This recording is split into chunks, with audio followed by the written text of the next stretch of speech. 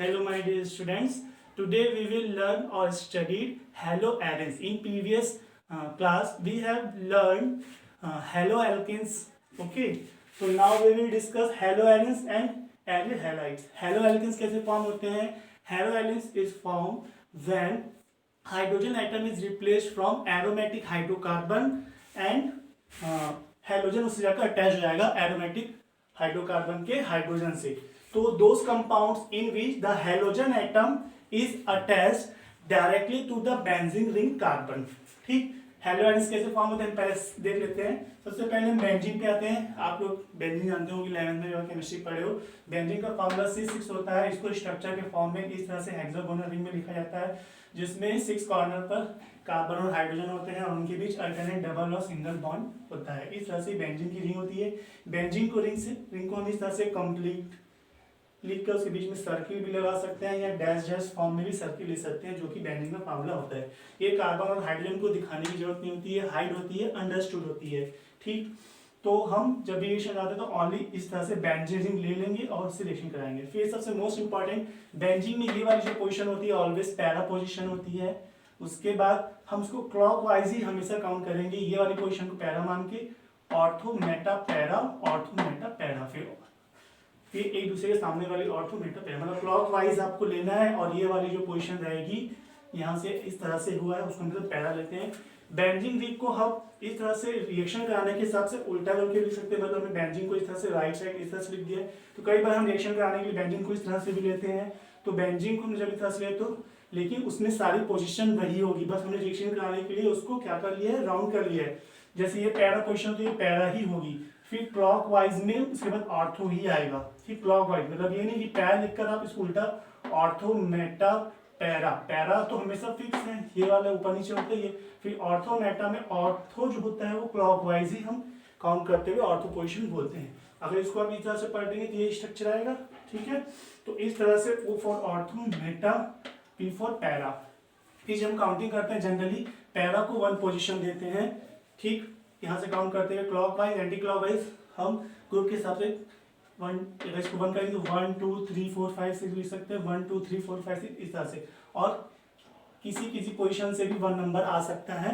वो डिपेंड करता है उससे जुड़े फंक्शनल ग्रुप की क्या की पेरियोडिटी पर, मतलब कौन सा फंक्शनल ग्रुप ज्यादा मॉलिक्यूलर वाला है तो उसमें नंबर 1 भी इधर से भी मतलब काउंटिंग स्टार्ट हो सकती है. आगे जब हम नोमेनक्लेचर देंगे तब आप खुद देख लेंगे. उसके बाद हम अब आ जाते हैं यहाँ पर हेलोएरेन्स की हम बात कर रहे हैं. तो हेलोएरेन्स में ये बेंजीन था, तो बेंजीन का फार्मूला क्या होता है, C6H6 होता है.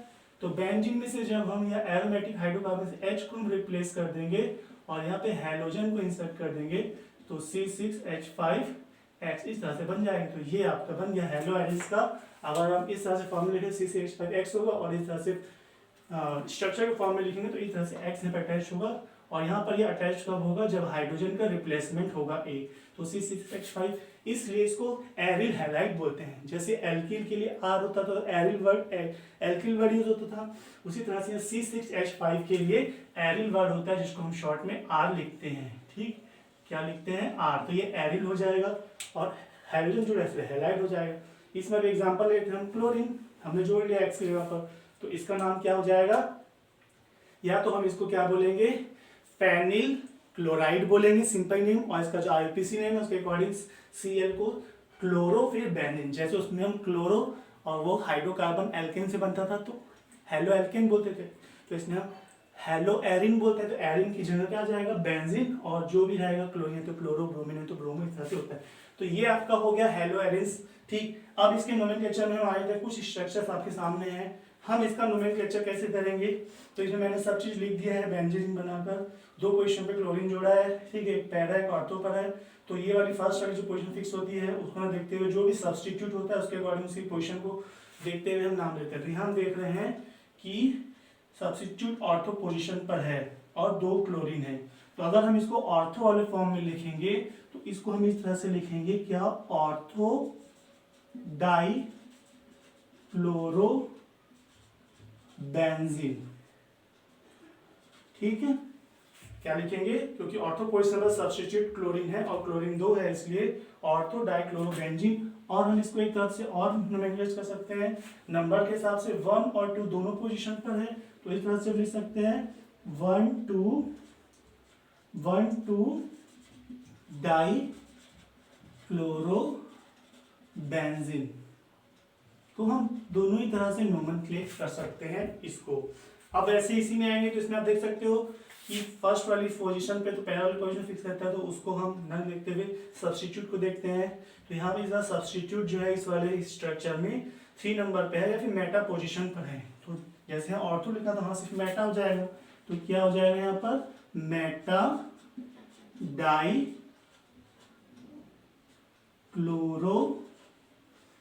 डाई क्लोरो और क्या है ये पूरी रिंग बेंजीन है, तो क्या हो जाएगा बेंजीन हो जाएगा। या फिर वही चीज पोजीशन के साथ हमको लिखना है, तो एक 1 नंबर पोजीशन पे 3 नंबर पोजीशन पे है, तो क्या हो जाएगा 1 3 डाई क्लोरो, 2 बार मैंने लिख दिया था गलती से, है ना, तो डाई क्लोरो बेंजीन। ठीक, क्लियर है। अब इस वाले स्ट्रक्चर में आते हैं तो इसमें हम देख रहे हैं क्लोरीन की जगह ब्रोमीन है, तो क्लोरीन रहता है तो क्लोरो, ब्रोमीन रहता है तो ब्रोमो, आयोडीन रहता है तो आयोडो, है ना, फ्लोरीन रहता है तो फ्लोराइडो या फ्लोरो था। तो यहाँ पे देखिए अब क्या होगा कि फर्स्ट वाली पोजीशन फिक्स के साथ जो सब्स्टिट्यूट वाला ब्रोमीन है वो कितने नंबर पे है 4 नंबर पे है, और ये पैरा पोजीशन पे है, तो इसलिए इसका नाम क्या हो जाएगा पैरा डाई क्लोरो बेंजीन। या फिर अगर हम नंबर के हिसाब से लिखेंगे तो क्या हो जाएगा 1 4 डाई क्लोरो बेंजीन। ठीक है, तो आपको यहाँ पे समझ में आ गया कि जब नंबर के हिसाब से देखेंगे तो जो जो नंबर पर आपके ग्रुप्स जुड़े हैं या सब्स्टिट्यूट जुड़े हैं उनको नंबर दिखते हुए ये सेम 2 है, इसलिए डाई क्लोरो हो गया। यहाँ पे क्लोरो नहीं आएगा, ब्रोमीन आएगा, है ना, मैंने क्लोरो लिख दिया क्योंकि मुझे क्लोरीन का याद आ रहा था। तो यहाँ पर क्या है आपका क्लोरीन नाम का ब्रोमीन है, तो क्या हो जाएगा ब्रोमो हो जाएगा, क्या हो जाएगा डाई ब्रोमो। ठीक है, क्या ब्रोमो। अब ये वाले में देखिए, अब यहाँ वाले में हम क्या कर सकते हैं, इसको इस तरह से लिख सकते हैं। इसमें देखिए 2 मैथिल ग्रुप है, एक ब्रोमीन है, तो यहाँ पे हम अल्फाबेटिकल ऑर्डर देखते हैं। अल्फाबेटिकल में ब्रोमीन पहले आता है, बी, और मैथिल में एम बाद में आता है, तो ये आएगा। तो इसको हम लिखेंगे, या तो हम लिख सकते हैं ऑर्थोब्रोमीन, है ना, ऑर्थोब्रोमीन पैरा डाईमेथिल बेंजीन, ऐसे ले सकते हैं। तो इस केस में हम ऑर्थोमेटल लिखकर हम क्या करते हैं नंबरिंग वाले लिख लेते हैं, हमारे लिए इजी रहेगा। तो यहाँ पर ये वाला जो ग्रुप है ये अल्फाबेटिकल में पहले आता है, 2 नंबर पर है, तो इसका नाम क्या हो जाएगा 2 ब्रोमो। ठीक, फिर डैश करते हुए लिखेंगे 1 और 4 पोजीशन पर है, 1 4 डाईब्रोमो, सॉरी डाईब्रोमो नहीं होगा, मैथिल ग्रुप है, तो क्या लिखेंगे इसको हम, बाय मिस्टेक मैंने इसको ब्रोमो बोल दिया था, ब्रोमो तो इधर हो गया, और 1 और 4 पोजीशन पे क्या है मैथिल ग्रुप है, मैथिल बेंजीन। ठीक है, तो इस तरह से जो है आपका हेलो एरेंस का स्ट्रक्चर क्या होता है और नोमेनक्लेचर क्या होता है, ये आपको मैंने जनरली समझाया है इस वीडियो में। इसके बाद हम देखेंगे hello arenes preparation method and chemical properties and physical. Next, preparation method of hello arenes और हेलो एल्किल हैलाइड। तो हम प्रिपरेशन मेथड देखते हैं अब हेलो एरेंस की। तो इसमें सबसे फर्स्ट है प्रिपरेशन मेथड में from aromatic hydrocarbons by electrophilic substitution. इसमें हम एरोमेटिक हाइड्रोकार्बन लेंगे और उस पर हम इलेक्ट्रोफिलिक सब्स्टिट्यूशन कराएंगे, मीन्स हेलोजिनेशन कराएंगे। ठीक है, हेलोजिनेशन मतलब कि कोई हेलोजन ग्रुप को जब उस पर अटैच होगा तभी तो आपका बनेगा ना।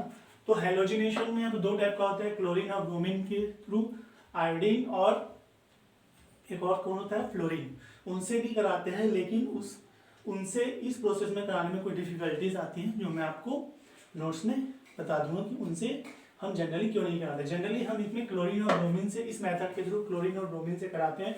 जब क्लोरीन से कराएंगे तो उसको क्लोरीनेशन बोलेंगे, और ब्रोमीन से कराएंगे तो ब्रोमिनेशन कराएंगे। तो इसमें हम देख कैसे कराते हैं, बेंजीन रिंग लेते हैं, बेंजीन लेंगे, उस पर क्लोरीनेशन कराएंगे। तो क्लोरीनेशन कैसे होगा, ये तो हमको मालूम है कि क्लोरीन बेंजीन से डायरेक्टली अटैच होकर हेलो एरेंस बनाता है। तो यहाँ पर से क्या होगा, यहाँ पर क्या छुपा होता है, यहाँ पर कार्बन के साथ में H होता है, प्रेजेंट है ना, जो हमने लिखा नहीं लेकिन अंडरस्टूड होता है। तो ये H जब इसमें से हटेगा तभी तो एक क्लोरीन सब्स्टिट्यूट होगा। तो एक क्लोरीन पे सब्स्टिट्यूट जब होगा तो क्या होगा, एक क्लोरीन इसमें से H को रिप्लेस करके HCl बना देगा, और वहां से H की जगह सब्स्टिट्यूट होकर कौन पहुंच जाएगा, क्लोरीन में से एक क्लोरीन वहां पर जाकर अटैच हो जाएगा। ठीक, तो ये प्रोसेस कराई जाती है एनहाइड्रस AlCl3 या फिर FeCl3 के प्रेजेंस में। इसको लुईस एसिड भी बोला जाता है, जिसके प्रेजेंस में हम करा रहे हैं। ये क्या है आपका, एक प्रकार से लुईस एसिड है। लुईस एसिड और बेस आप जानते हो, लुईस एसिड जिनके पास पेयर ऑफ इलेक्ट्रॉन क्या होता है, कमी होती है।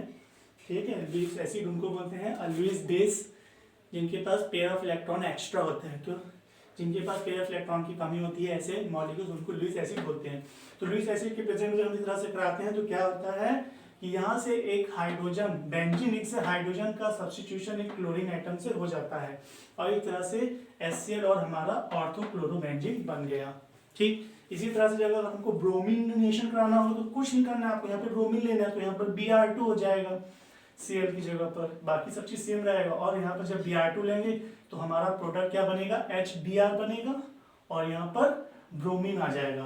तो जैसे ऑर्थोक्लोरोबेंजीन बना तो क्या हो जाएगा, ऑर्थोब्रोमोबेंजीन हो जाएगा। ठीक, क्लोरीन की जगह अगर हम ब्रोमीन सेक्शन कराएंगे तो आपको सिर्फ क्लोरीन के प्लेस पर आपको हर जगह ब्रोमीन लिखना होगा। अब इस रिएक्शन की जो मैकेनिज्म है, मैकेनिज्म को हमको समझना होता है कि कोई भी रिएक्शन की मैकेनिज्म में एक्चुअल में कहाँ पर क्या चीज होती है वो हमको समझना। तो सबसे पहले मैकेनिज्म में क्या होता है कि जो हमने क्लोरीन यूज किया है, इस रिएक्शन का ओवरऑल स्टेप क्या है, पहले जो दो क्लोरीन है उनके बीच का बॉन्ड ब्रेक होता है, और क्योंकि दोनों ही मोर इलेक्ट्रोनेगेटिव है तो इलेक्ट्रॉन पेयर को ये अपनी तरफ रिएक्ट कराकर AlCl4 बनाता है, इसके ऊपर माइनस चार्ज आ जाता है और उसके ऊपर पॉजिटिव चार्ज आता है। इसका मतलब यहाँ पे जो क्लोरीन है उसके पास इलेक्ट्रॉन की कमी है, मतलब ये इलेक्ट्रोफाइल बन चुका है। इलेक्ट्रोफाइल जो होते हैं इलेक्ट्रॉन डेफिशिएंट स्पीसीज होते हैं, उनको इलेक्ट्रॉन की जरूरत होती है, तो वो अटैक करते हैं जिस पर उनको रिएक्शन करना होता है, वहां से इलेक्ट्रॉन को वो गेन करते हैं। तो यहाँ पर हम देख रहे हैं कि हमारा ये दो चीज बना। फिर नेक्स्ट स्टेप में क्या होता है कि जो हमारा इलेक्ट्रोफाइल है वो बेंजीन रिंग पर अटैक करेगा, तो बेंजीन रिंग पर वो इस पोजीशन पर जब अटैक करेगा तो यहाँ का जो बॉन्ड है यहाँ पर जाकर वो अटैच हो जाएगा, जुड़ जाएगा। तो ऑलरेडी यहाँ पर 4 वैलेंसी थी, लेकिन एक क्लोरीन के आने से 5 वैलेंसी पॉसिबल नहीं है, इसलिए क्या होगा, ये वाला जो बॉन्ड है यहाँ से हट जाएगा क्लोरीन के जुड़ने से। ठीक है, क्लोरीन यहाँ पर आकर ऐड हो गया। अब यहाँ पर बॉन्ड टूट गया तो यहाँ वाला कार्बन की वैलेंसी कम हो गई, इसलिए हमने यहाँ पर पॉजिटिव चार्ज दिखाया। तो क्लोरीन के वहां पर अटैच होने से क्या हो गया, बॉन्ड जो टूटा तो इस पर कोई फर्क नहीं पड़ा कार्बन पर, लेकिन यहाँ वाले कार्बन के ऊपर एक इलेक्ट्रॉन कम हो गया, जिसके कारण यहाँ पर पॉजिटिव चार्ज आ जाता है। अब नेक्स्ट स्टेप में क्या होता है, देखिए नेक्स्ट स्टेप में क्या होगा कि यहाँ पर जो हाइड्रोजन बॉन्ड से जुड़ा हुआ है ये बॉन्ड ब्रेक हो जाएगा, और क्या हो जाएगा, ये वापस अपने प्लेस पर आ जाएगा। तो यहाँ से पॉजिटिव चार्ज भी हट जाएगा और Cl उससे अटैच हो जाएगा, और यहाँ से जो बॉन्ड टूटने के बाद हाइड्रोजन है AlCl4 में से एक Cl निकलकर HCl बना रहेगा और AlCl3 अपने उसी पोजीशन पे आ जाएगा। क्योंकि हम जानते हैं कि जो भी कैटालिस्ट होता है, यहाँ पर कैटालिस्ट एल्युमिनियम ट्राइक्लोराइड या फेरिक क्लोराइड जो होता है वो रिएक्शन में पार्टिसिपेट करके एज अ प्रोडक्ट नहीं मिलता है, वो अपने उसी फॉर्म में वापस आ जाता है। तो ओवरऑल रिएक्शन आप देख रहे हो कि यहाँ पर HCl बना था और ये बना था, तो हमारा ऑर्थोक्लोरोबेंजीन भी बन गया और हमारा लास्ट स्टेप में HCl बन गया। तो इस रिएक्शन की मैकेनिज्म इन 3 स्टेप्स में होती है, जो आपके सामने में है, आप इसको देख सकते हो। ठीक है, तो आप इसको पॉज करके अच्छे से देखिएगा कहाँ पर क्या हुआ जो मैंने समझाया है। इसके बाद नेक्स्ट इसका जो मेथड है वो है from amines by Sandmeyer's reaction. ये एक इंपॉर्टेंट रिएक्शन है, नेम से अक्सर पूछा जाता है सैंड-मेयर्स रिएक्शन क्या होता है। तो सैंड-मेयर रिएक्शन जो है हेलो एरिन्स प्रिपरेशन का एक मेथड है जिसमें एरिन एमिन से बनाया जाता है। एमिन्स प्राइमरी एमिन्स मतलब कि जब बेंजीन में इस तरह से क्या होता है NH2 ग्रुप जुड़ा होता है तो इसको एमिन्स की कैटेगरी में एनिलीन बोला जाता है। इसका एक्चुअल नाम एनिलीन है। ठीक है, तो एनिलीन एमीन से पहले हम पहले इसका एक सॉल्ट बनाते हैं। सॉल्ट इस NH2 ग्रुप को हम आगे रिएक्शन होता है उसको नहीं बता रहा हूँ, इस एमीन से पहले हम इसको डाइआयोडाइज सॉल्ट में कन्वर्ट करते हैं, तो हम इसका Na2Cl वाला ये कंपाउंड लेकर रिएक्शन एक्चुअल में कराते हैं। मतलब एमीन को हम फर्स्ट चेंज करेंगे किसमें, डाइआयोडाइज करेंगे, उसको डाइजोनियम सॉल्ट में कन्वर्ट करते हैं।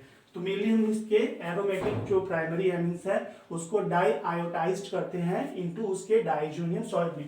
तो उस एमीन्स का जब हम डाइजोनियम सॉल्ट बनाएंगे तो वो इस तरह से होगा, बेंजीन रिंग में ऊपर एक N2 और Cl, N2 यहाँ पे एक्सिस फॉर्म में जुड़ा हुआ है, इसके ऊपर पॉजिटिव चार्ज होता है, इसके ऊपर नेगेटिव चार्ज होता है, और इसको बेंजीन डाइजोनियम क्लोराइड बोलते हैं। ये जो रिएक्शन होता है ये फ्रेशली प्रिपेयर्ड है ना, क्यूप्रस क्लोराइड CuCl2 और CuCl, ये क्यूप्रस ये क्यूप्रिक, क्योंकि इसमें कॉपर की 1 वैलेंसी है, इसमें 2 वैलेंसी, तो यहाँ पे हम क्यूप्रस क्लोराइड या फिर क्यूप्रस ब्रोमाइड, जब हम क्लोरीनेशन कराएंगे तो क्यूप्रस क्लोराइड और HCl लेंगे। जब हम सेम रिएक्शन में ब्रोमिनेशन कराएंगे, सॉरी ब्रोमीन को हम वो करेंगे, ब्रोमीन से रिएक्शन कराना है अपने को, ब्रोमीन वाला कंपाउंड बनाना है, तो CuBr या फिर HBr, मतलब अगर हम CuCl ले रहे हैं तो उसी का एसिड में HCl लेंगे, और अगर हम ब्रोमीन को हमको वो करना है तो CuBr और उसी का ही हम एसिड में HBr लेते हैं। ठीक है, तो इस तरह से इसमें क्या होता है कि पूरी तरह से ये वाला जो डाइजोनियम ग्रुप है, डाइजोनियम सॉल्ट वाला जो ऊपर का ग्रुप होता है वो रिप्लेस हो जाता है, यहाँ से Cl इसकी प्लेस पर आ जाएगा और N2 जो है वो गैस के फॉर्म में हमको इस तरह से मिलेगा। ठीक, कॉपर यहाँ पर क्योंकि रिएक्शन में क्यों नहीं बना है प्रोडक्ट में, क्योंकि वो एक कैटालिस्ट है, तो सिर्फ क्या होता है यहाँ से जो Cl होता है वो क्या करता है, इस Cl को पूरे ग्रुप को क्या करता है, रिप्लेस कर देता है, और फिर Cl आता है और हमारा क्लोरोबेंजीन बन जाता है। इसी तरह से जब हम ब्रोमोबेंजीन बनाना होगा, सेम सैंडमियर रिएक्शन हम दोनों से करा सकते हैं, क्लोरोबेंजीन वाला भी करा सकते हैं और ब्रोमीन का भी प्रोडक्ट बना सकते हैं। तो आप जो भी एग्जांपल देना चाहें दोनों में से किसी को दे सकते हैं, लेकिन मैंने समझाया आपको। तो सेम हम बेंजीन डाइजोनियम क्लोराइड लेंगे, लेकिन यहाँ पर हम कैटालिस्ट में CuBr लेंगे, CuCl और HCl की जगह पे HBr लेंगे, और इस तरह से यहाँ पर जो Br होगा या ब्रोमीन होगा वो डाइजोनियम ग्रुप को रिप्लेस कर देगा, उसके जगह पर Br आ जाएगा, और यहाँ का जो N2 है वो गैस के फॉर्म में बाहर आएगा। तो इस तरह से आपका ये सैंडमियर रिएक्शन होता है, जिसमें हमने देखा कि हेलो एरिन्स में क्लोरोबेंजीन बनाया, जब हम को क्लोरीन प्रोडक्ट बनाना होगा तो हम कैटालिस्ट में CuCl HCl लेंगे, और जब हमको क्या बनाना होगा, ब्रोमोबेंजीन बनाना होगा, तो हम CuCl में लेकर CuBr और HBr लेंगे। बाकी डाइजोनियम क्लोराइड सेम रखेंगे, बस हमको प्रोडक्ट चेंज करना है तो वो बनाएंगे। अब आगे हम इसके और देखते हैं preparation methods of hello arenes में। नेक्स्ट है आपका बेल्च-स्टीनमैन रिएक्शन, कार्टरमैन रिएक्शन, हंस-जीकर मेथड। हंस-जीकर मेथड हमने हेलो एल्केन के लिए भी पढ़ा था। ठीक है, उसमें हम क्या लेते थे, सिल्वर सॉल्ट लेते थे कार्बोक्सिलिक एसिड का, इसमें हम सिल्वर सॉल्ट लेंगे बेंजोइक एसिड का। ठीक है, तो सबसे पहले हम बेल्च-स्टीनमैन रिएक्शन देख लेते हैं। नाम से जो भी रिएक्शन है सब इंपॉर्टेंट होते हैं। तो बेल्च-स्टीनमैन रिएक्शन में हम सेम बेंजीन डाइजोनियम क्लोराइड ही लेते हैं। क्या लेते हैं, बेंजीन डाइजोनियम क्लोराइड भी लेते हैं। यहाँ पर बस हमारा रिएजेंट चेंज हो जाता है। बहुत सारे रिएक्शन ऐसे होते हैं जो सेम रिएक्टेंट को लेकर कराए जाते हैं, लेकिन उनके रिएजेंट चेंज होते हैं। तो यहाँ पर बेल्च-स्टीनमैन रिएक्शन में डाइजोनियम क्लोराइड लिया गया है, जैसा कि इससे पहले हमने प्रोसेस में देखा था, है ना, सैंडमियर में। तो रिएक्टेंट सेम है, लेकिन यहाँ पर हमने वो चेंज कर लिया है। क्या, रिएजेंट फ्लोरोबोरिक एसिड के प्रेजेंस में हम करा रहे हैं, फ्लोरोबोरिक एसिड के साथ करा रहे हैं, हिट कर रहे हैं। तो उसमें हमको सबसे फर्स्ट स्टेप में इंटरमीडिएट कंपाउंड फॉर्म होगा, जैसा कि आप देख रहे हो कि यहाँ से क्या हो जाएगा, जो H है वो Cl को निकाल देगा, और ये जो BF4 है वो उसके साथ अटैच हो जाएगा, और यहाँ पर benzene diazonium fluoroborate intermediate compound बनेगा, जो आगे और डिसोशिएट होगा हिट करने पर, जो क्या होगा, डिसोशिएट होगा। और फिर यहाँ से क्या होगा, इसमें आगे रिएक्शन क्या होगा कि जो BF4 ये स्ट्रक्चर में से सिर्फ फ्लोरीन जो है वो यहाँ पर रह जाएगा, और ये जो N2 है वो बाहर आ जाएगा, और एक फ्लोरीन यहाँ आ गया तो BF3 बच गया, क्योंकि BF3 यहाँ पर हमको एज अ लुईस एसिड मिल गया। तो इस तरह से इस स्ट्रक्चर में से F सिर्फ रह जाएगा, BF3 और N2 अलग अलग बाहर आ जाएगा, और इस तरह से हमको फ्लोरोबेंजीन मिलता है। ठीक है, तो ये फ्लोरोबेंजीन बनाने का मेथड है। क्लोरो और ब्रोमो बनाने के लिए हमने कौन सा यूज किया था इससे पहले, सैंडमियर। तो यहाँ पर क्या सब चेंज हो गया, रिएजेंट चेंज हो गया। तो इस तरह से इस रिएक्शन को बैज-स्टीनर रिएक्शन बोलते हैं। उसके बाद नेक्स्ट रिएक्शन है गाटरमैन रिएक्शन। गाटरमैन रिएक्शन और सैंडमियर रिएक्शन में सिर्फ एक चीज का डिफरेंस है, प्रोडक्ट सेम बनते हैं, उसमें भी क्लोरोबेंजीन और नाइट्रोजन गैस बनती थी, और अगर हम ब्रोमीन लेते थे तो ब्रोमोबेंजीन और नाइट्रोजन गैस बनती थी। प्रोडक्ट दोनों के सेम है, सैंडमियर रिएक्शन और गाटरमैन रिएक्शन, सिर्फ इनका रिएजेंट चेंज है। उसमें CuCl या फिर HCl होता था, या फिर CuBr/HBr, मतलब यहाँ पर सिर्फ कॉपर लिया गया है, वहां पर कॉपर का हम क्लोराइड या फिर ब्रोमाइड लेते थे, यहाँ पर सिर्फ कॉपर पाउडर लिया जाता है, और फिर जिस चीज का हमको ब्रोमिनेशन कराना है उसका एसिड लेंगे। अगर Cl कराना है तो HCl, और अगर ब्रोमीन का कराना है तो HBr लेंगे। बाकी ये कॉपर के प्रेजेंस में कराया जाता है। वहां पर CuCl या CuBr रहता था, यहाँ पर ओनली कॉपर के प्रेजेंस में कराया जाता है गाटरमैन रिएक्शन में, और दोनों में सिर्फ रिएजेंट का डिफरेंस है। बाकी सेम प्रोडक्ट फॉर्म होगा, रिएक्शन कराने पर हमको क्लोरोबेंजीन मिल जाएगा। ठीक, क्योंकि यहाँ से ये पूरा रिप्लेस होकर बाहर आ जाएगा, जिसमें से N2 बनेगा, और यहाँ से Cl यहाँ पर सब्सटीट्यूट हो जाएगा। सेम रिएक्शन HBr के साथ भी होगा। ठीक, उसके बाद नेक्स्ट है हंस-टीकर मेथड। हंस-टीकर मेथड में आप जानते हो, हम सिल्वर का सॉल्ट लेते हैं और ब्रोमीन के साथ कराते हैं इस रिएक्शन को in the presence of carbon tetrachloride. तो यहाँ पर क्योंकि हम हेलो एरिस पढ़ रहे हैं, तो यहाँ पर हम सिल्वर बेंजोइक एसिड का सॉल्ट लेंगे, है ना, जिसको हम सिल्वर बेंजोएट बोलते हैं। ठीक है, और फिर ब्रोमीन से रिएक्शन कराएंगे।